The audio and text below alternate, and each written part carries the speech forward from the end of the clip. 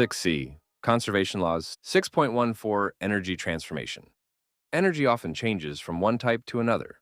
We use energy transformations every day to light our homes, cook our food, and travel to school. For example, a lamp transforms electrical energy into radiant energy, light, and thermal energy. An electric oven transforms electrical energy into thermal energy. A car transforms chemical energy from gasoline, diesel fuel, or ethanol into mechanical energy.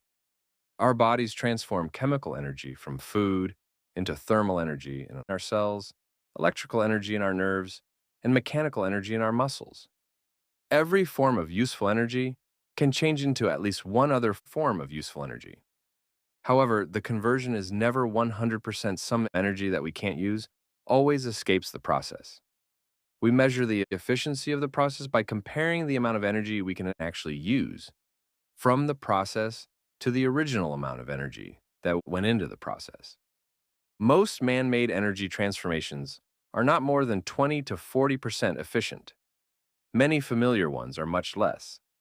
A standard incandescent light bulb is about 5% efficient in converting electrical energy into light.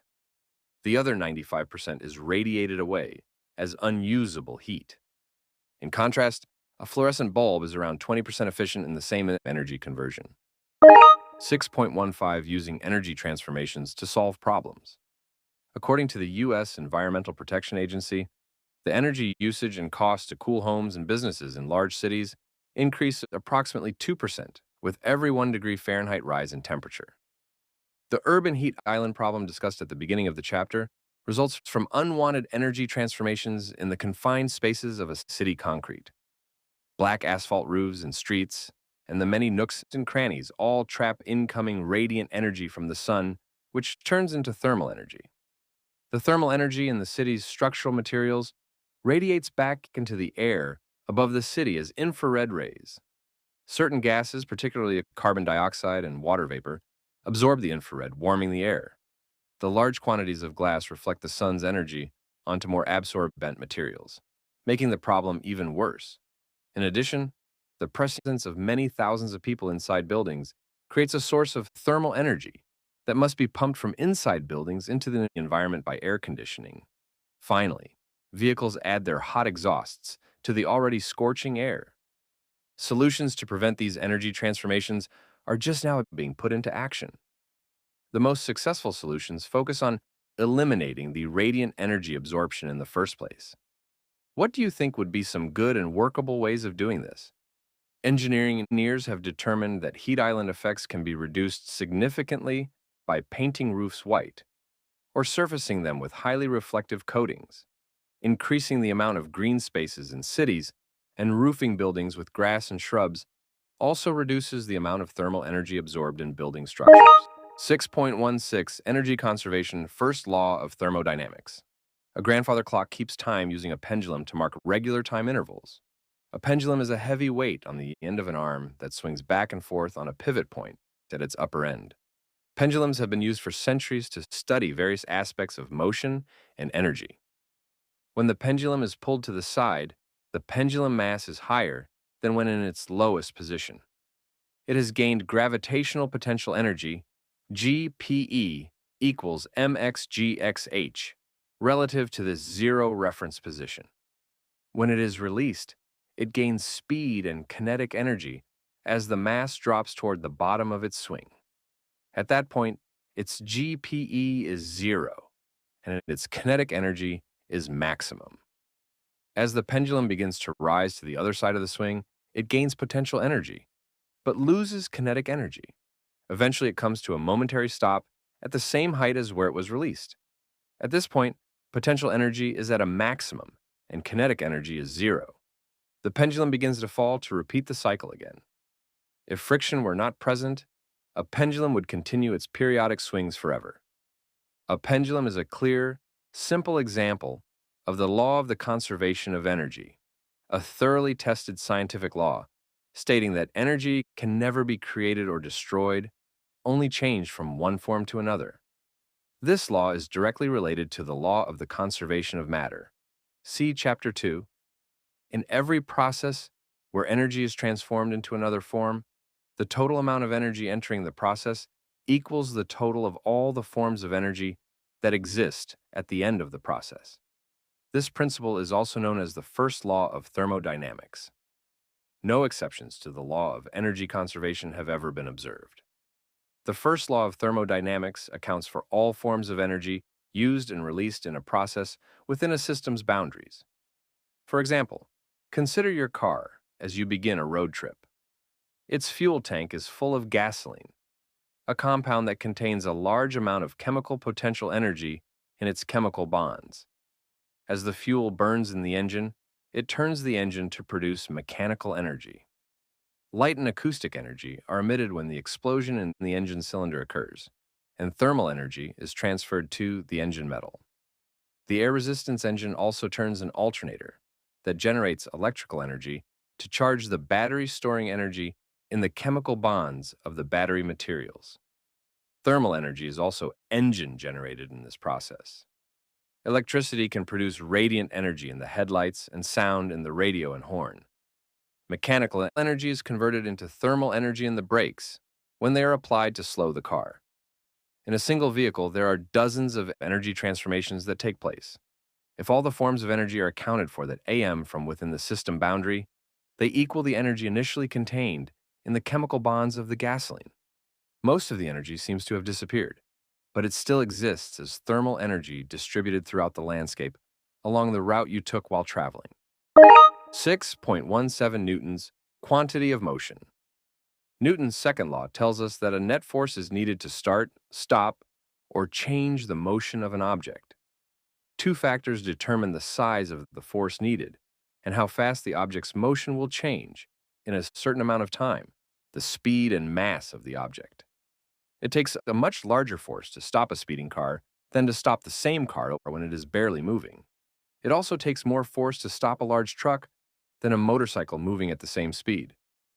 As Isaac Newton was developing his laws of motion, he noticed that moving objects have a property that determines how much force is required to change their motion. He called this property the quantity of motion. Today, we call it momentum. 6.18 Motion and momentum. Experiments revealed that the momentum of an object moving in a straight line is directly proportional only to its mass, m, and to its velocity, v. We can express this relationship mathematically in a single formula: P equals m times v, where P is the symbol for momentum, m is the mass of the system in kilograms, and v is the velocity, magnitude, speed of the system in meters per second. This formula describes the momentum of a system moving in a straight path, i.e., linear momentum. You can see from the momentum formula that the unit for momentum comes from the product of mass and velocity, or kilogram meters per second, kilogram meters per second. Velocity is a vector quantity, so momentum is also a vector, since it has both magnitude and direction. For the purpose of this course, you will work with only the magnitude of momentum vectors unless otherwise instructed. Rotating systems, such as a Ferris wheel or a helicopter rotor, also have momentum. But because these systems do not move in a straight line, it is more complicated to calculate their momentums. Even so, the angular momentum of a rotating system still depends on the mass of the system and how fast it's rotating. You will learn about an angular momentum in more advanced science courses. 6.19 Conservation of momentum. A collision occurs when two objects smash into each other, such as with billiard balls or cars in an auto accident. At least one of the colliding objects must be moving for a collision to occur. When an object collides with another, its momentum changes because its speed, direction, or both change. The opposite process in physics is an explosion. Imagine a firecracker or a 4th of July fireworks rocket exploding. In one moment, the pieces of the fireworks are all together, intact. The next, they are flung outward, each with its own speed, direction, and momentum. When physicists analyze a collision or explosion, the system includes all the objects inside the boundaries of the event. The momentum of the system is the sum of the momentums of each of the objects that are part of the system. So, what happens to the total momentum of the system when a collision occurs inside the system? Physicists discovered that as long as no external net force acts on the system of objects to change their motions, the system's total momentum remains unchanged, no matter how violent the collision or the number of objects involved in the collisions. For an explosion, the force comes from inside the system boundaries. So the sum of all the explosion fragment momentums equals the momentum of the system before the explosion. This principle is another important universal conservation law called the conservation of momentum. It is true for all kinds of collisions, explosions, and similar phenomena. We can demonstrate the conservation of momentum when firing a gun. Assume that the bullet and gun are parts of the system of interest. Just before firing, the gun and bullet have zero total momentum. The instant after firing, the small bullet has a high speed in one direction, giving it a large positive momentum. The force of the exploding cartridge accelerates the bullet. Again, this force comes from inside the system boundary. The explosion creates an equal but opposite force, acting on the gun, that kicks it backward, Newton's third law. The bullet's change of momentum involves a high speed and a low mass. The gun's equal but opposite change of momentum involves a low speed and a large mass. If we add the two momentu ms together, taking into account their equal magnitudes and opposite directions, their sum is zero, which agrees with the law of the conservation of momentum. 6.20 Momentum, Energy, and Collisions. Both momentum and kinetic energy are properties of moving systems. In fact, they are very similar except that momentum is a vector defining the system's quantity of motion, while kinetic energy is a scalar describing the mechanical energy of the moving system. Is kinetic energy conserved in collisions as momentum is? The answer depends on the kind of collision. There are three kinds of collisions recognized by physicists: elastic, partially elastic, and inelastic. Elastic collisions. An elastic collision occurs when two objects collide and rebound, so that the sum of their momentums and the sum of their kinetic energies are the same before and after the collision. No frictional forces from inside or outside the system slow the colliding parts of the system down. No real-world collision is perfectly elastic. There's always some deformation of a colliding object, no matter how slight, that converts a bit of the kinetic energies to some other form of energy: sound, light, thermal, etc. An approximate example of an elastic collision is when ball bearings collide as they roll on a hard surface. Air hockey pucks that collide as they glide along on a cushion of air also experience near-elastic collisions. Partially elastic collisions. When one or both objects in a collision system deform, some of the kinetic energy in the original objects is converted into heat. Since total energy is conserved, the kinetic energy of the system decreases. A partially elastic collision has occurred when, after the collision, the rebounding objects are temporarily or permanently deformed in some way. Most real-world collisions are of this kind. Examples of partially elastic collisions include two soccer players colliding on the field or two cars colliding at an intersection. The greater the deformation, the more the system's total kinetic energy after the collision is reduced. Inelastic collisions. An inelastic collision occurs when the colliding objects stick together after the collision. The colliding objects may or may not be in motion after the collision, depending on their orientations and momentums, before the collision.